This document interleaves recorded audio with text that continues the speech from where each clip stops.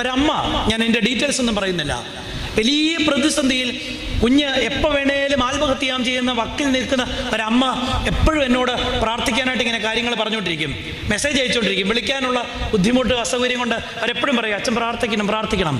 ഞാൻ ഓരോ വട്ടം പ്രാർത്ഥിക്കുമ്പോൾ ഞാൻ ദൈവത്തോട് ചോദിക്കും, ആ അമ്മയുടെ കണ്ണുനീര് എന്നെ കാണാത്തത്, എന്താ ഒരു മാറ്റം കൊടുക്കാത്തത്? ഞാൻ പോലും ചോദിച്ചു.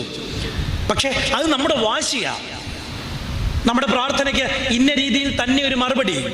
അവിടെയാണ് നിങ്ങൾക്ക് വലിയൊരു ബോധ്യം ഉണ്ടാകണം. നിനിവാചനത്തിൽ നിന്നുള്ള പാഠം ദൈവത്തിൻ്റെ സ്വാതന്ത്ര്യത്തിലേക്ക് അർപ്പിച്ച് പ്രാർത്ഥിക്കാൻ നമുക്കിടയാകണം.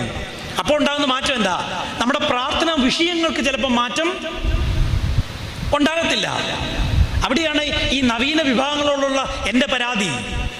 ഈ രോഗങ്ങളുടെ സൗഖ്യം കാണിച്ച അല്ലേ, ഞൊണ്ടി വരുന്നവൻ കുതിച്ചു ചാടിപ്പോണം, വയറ്റി മുഴയുണ്ടെന്ന് പറഞ്ഞവൻ്റെ മുറ മാറിപ്പോണം. അവിടെയാണ് ഒരു ചോദ്യം.